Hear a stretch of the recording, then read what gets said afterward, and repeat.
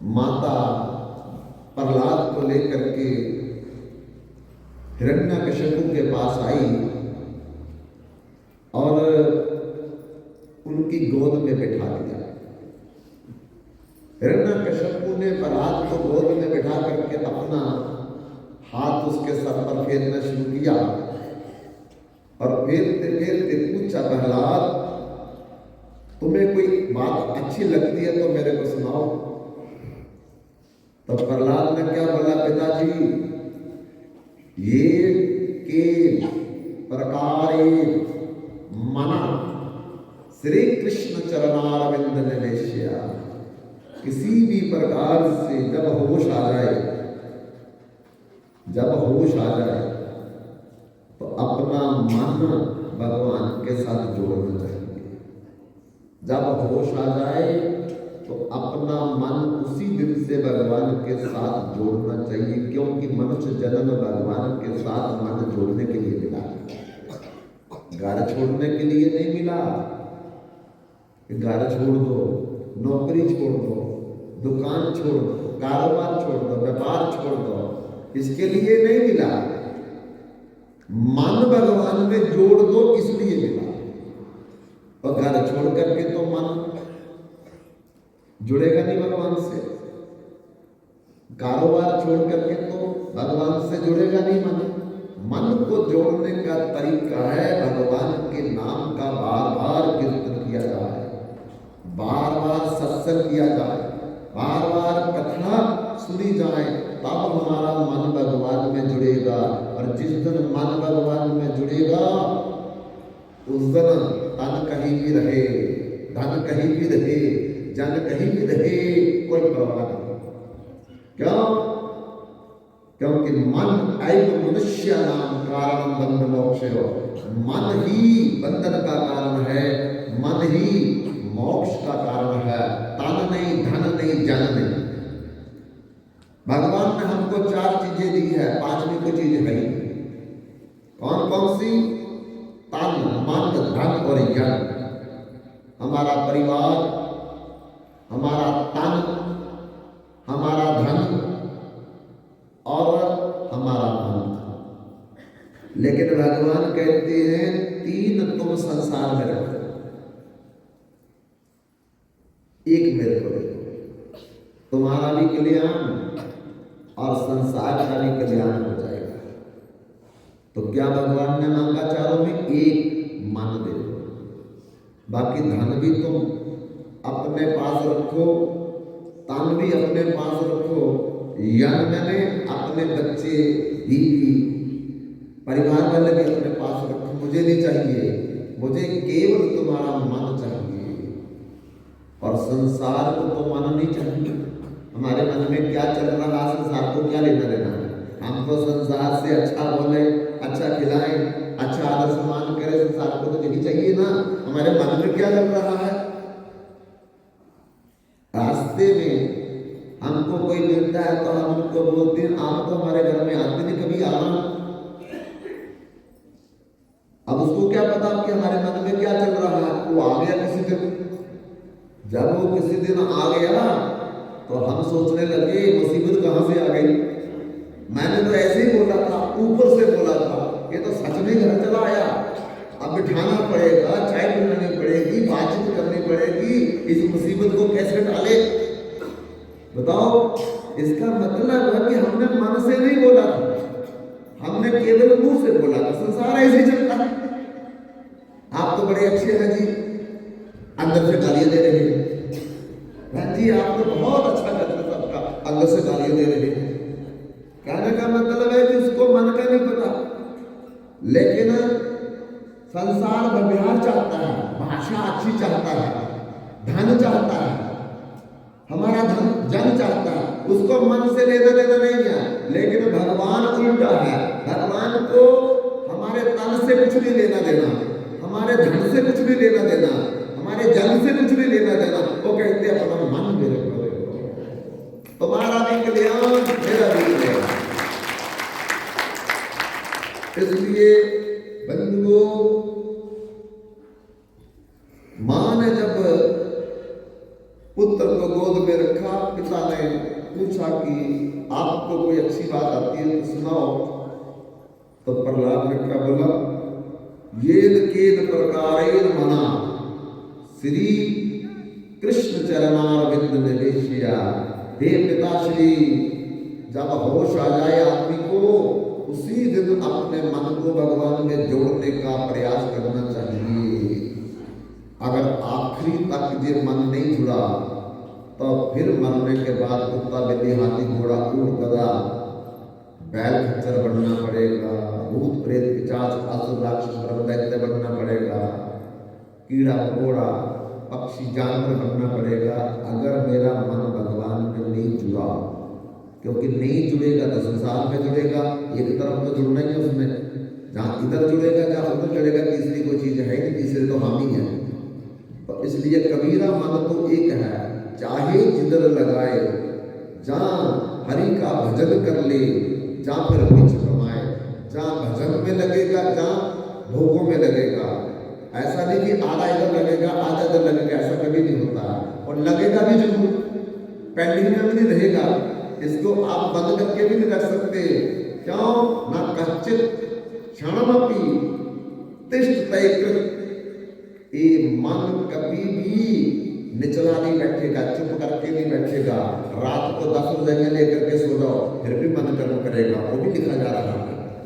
मन नहीं बैठेगा, कर्म नहीं कभी खत्म होगा, कर्म 24 घंटे साधन चलता रहेगा। लेकिन भगवान में लगेगा तो भगवान के खाते में, संसार में लगेगा तो संसार के खाते में, संसार के खाते में जाएगा जाके वापस, भगवान के खाते में रहेगा तो चलो भगवान के पास। बस दो ही जगह, तीसरी कोई जगह है ही नहीं है। इसलिए इधर दुख है उधर सुख है। तो हमको सोचना पड़ेगा कि जगत में मन लगाना है, जगत की किताबें लगाना है। जगत में दुख है, जगतपति में सुख है। अब मन एक है, बिना लगे रहेगा नहीं, एक समय में एक ही जगह रहता है, दो जगह नहीं। अगर आपका मन सत्संग में है तो घर में नहीं होगा, अगर घर में है तो आप सत्संग में नहीं होंगे। ऐसा नहीं कि आधा उधर लगा दो आधा उधर, ऐसा कभी नहीं हो सकता। इसलिए बंधुओं, जब होश आ जाए उसी दिन से अपने मन को भगवान में जोड़ने का अभ्यास करना चाहिए। और ये जिस दिन भगवान में जुड़ गया एक बार, फिर इस संसार में नहीं जुड़ेगा। ये याद रख लो, जिस दिन भगवान में जुड़ गया फिर ये संसार में नहीं जुड़ेगा। संसार में काम करोगे, सब कुछ करोगे, लेकिन मन नहीं जुड़ेगा संसार में। मन भगवान में ही जुड़ा होगा।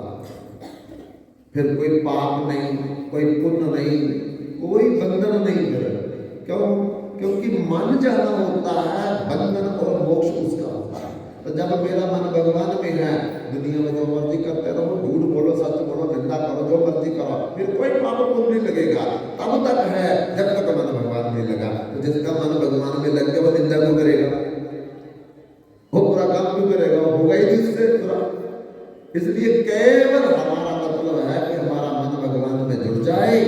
सत्य पारक में राखी मन करो जगत के काम, जग जीवन जे मंत्र मिले सुख विश्राम। सुख चाहते हैं, विराम चाहते हैं, तो मन भगवान में जोड़ करके संसार में हम फिर कुछ भी करें, फिर हमको सुख भी मिलेगा, आनंद भी मिलेगा, शांति भी मिलेगी। इसलिए बंधुओं, प्रहलाद ने कहा, ये केन प्रकारेण मना श्री कृष्ण चरणारविंद निवेशिया। हे पिताजी, होश आ जाए जब, किसी प्रकार से अपना मन भगवान में लगा दो, जोड़ दो।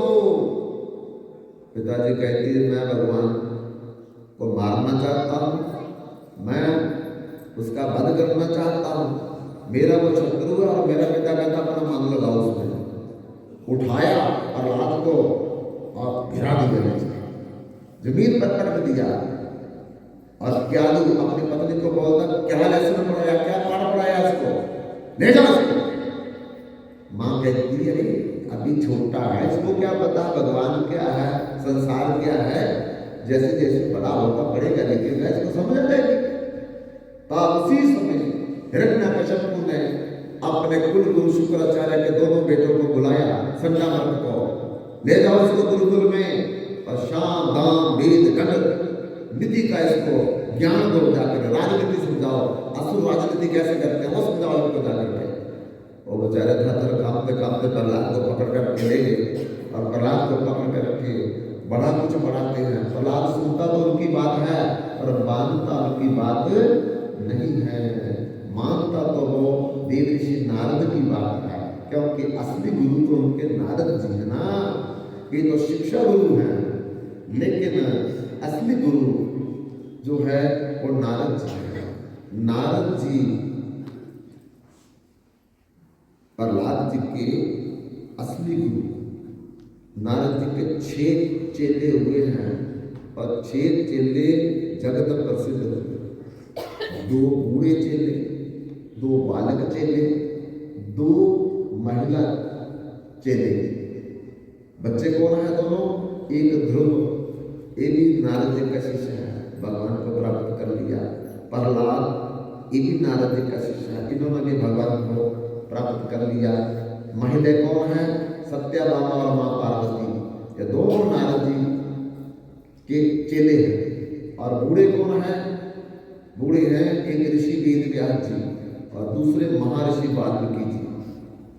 ये दोनों बूढ़े 6 शिष्य, 6 ही जगत प्रसिद्ध है। इसलिए बंधुओं, प्रहलाद की बात को, प्रहलाद जो है वो नारद की बात को मानते हैं, लेकिन गुरुकुल में सुनना मन ने बड़ा पढ़ाया, बड़ा पढ़ाया। अब हिरण्यकश्यप ने एक दिन कहा मेरे पुत्र को ला करके बताओ उसने क्या पढ़ा। तो बंधुओं संगमरमर लेकर के आए प्रहलाद को, और प्रहलाद को थोड़ा बड़ा हो गया था 5 साल का। हिरण्यकश्यप ने पूछा प्रहलाद तुमने गुरुकुल में रह करके क्या सीखा? तो प्रहलाद ने संगमरमर की तो कोई बात सीखी नहीं, उन्होंने तो नारद की बात सीखी थी। तो क्या बोला? पिताजी श्रवणम कीर्तनम स्मरणम पाद सेवनम अर्चनम बंदनम साख्यम आत्म निवेदनम इति कुंचर्पिता भक्ति नवलक्षणा सचेत क्रियते भगवत तत्परिमुत्तमा।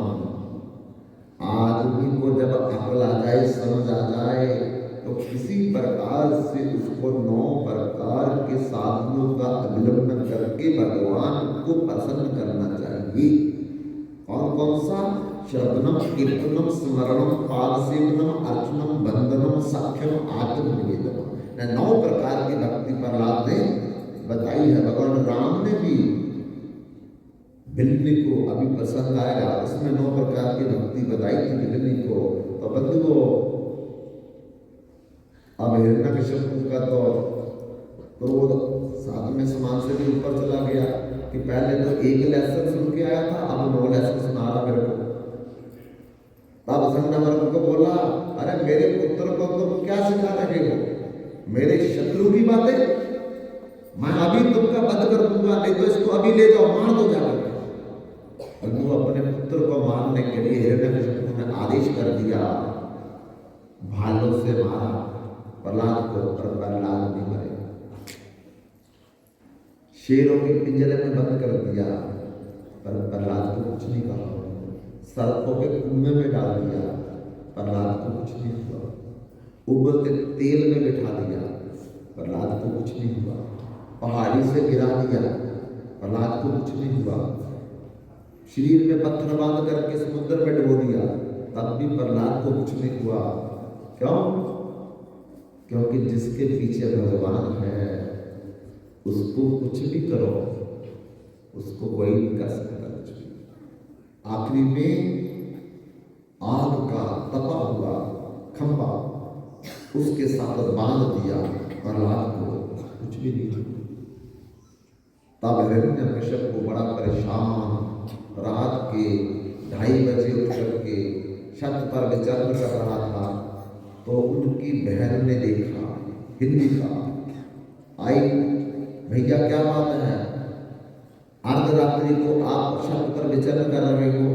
हिरण्यकश्यप ने कहा बहन, जब तक प्रहलाद जिंदा है मैं सो नहीं सकता, कोई तरीका बताओ कि वो मर जाए।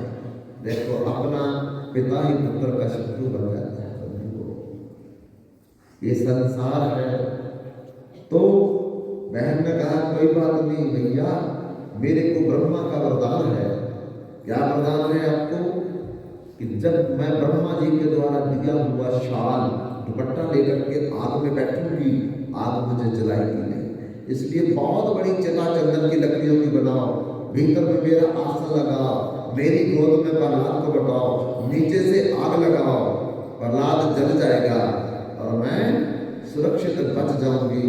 हिरण्यकश्यप को बड़ा प्रसन्न हुआ और तुरंत चंदन की लकड़ियों की एक चिता बनाई गई, आसन लगाया गया और उस आसन में अपनी बहन हिंडिका को बिठाया गया और उसकी गोद में प्रहलाद को बिठा दिया। बंधुओं, प्रहलाद को भगवान पर आश्रित होकर बैठ गया और हिंडिका अपनी शक्तियों के बल पर उस अग्नि की चिता पर बैठी है।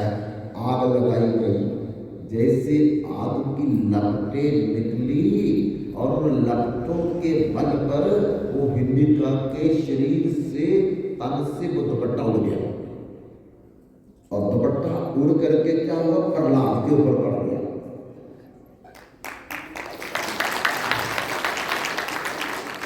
उसके शरीर से दुपट्टा उड़ गया और उड़ करके कहां पे गिरा, प्रहलाद के ऊपर गिरा।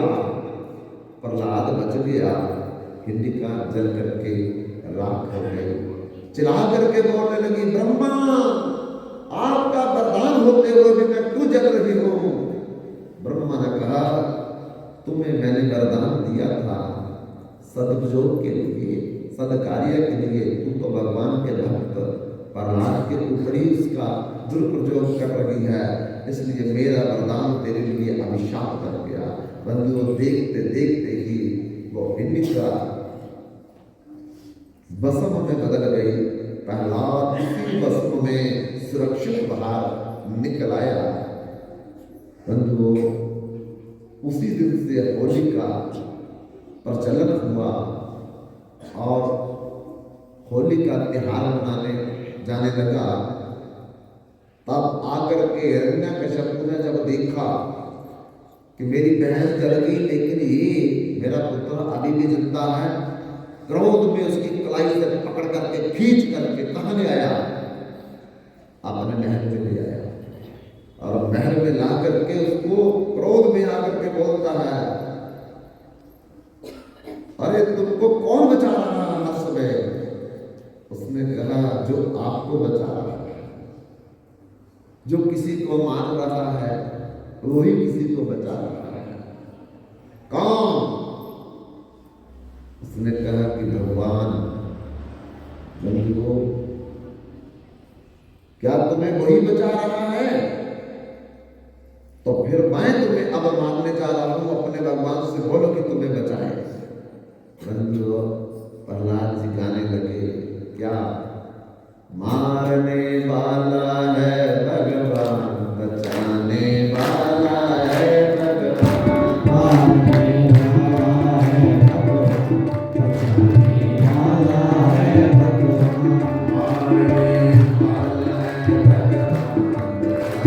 बचाने वाला है भगवान, मारने वाला है भगवान, बचाने वाला है भगवान।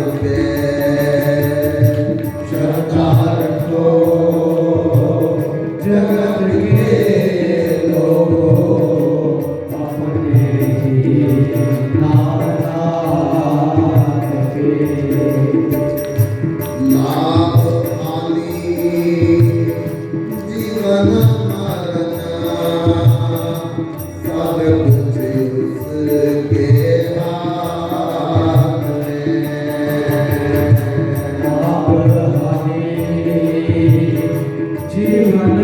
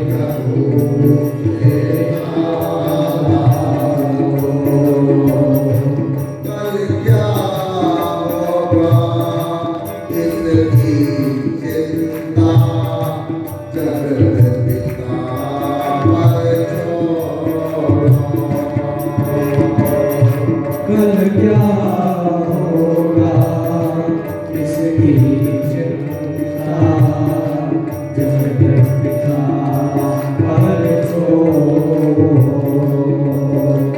क्या होनी है क्या न होनी, क्या होनी है क्या न होनी, क्या होनी है क्या न होनी।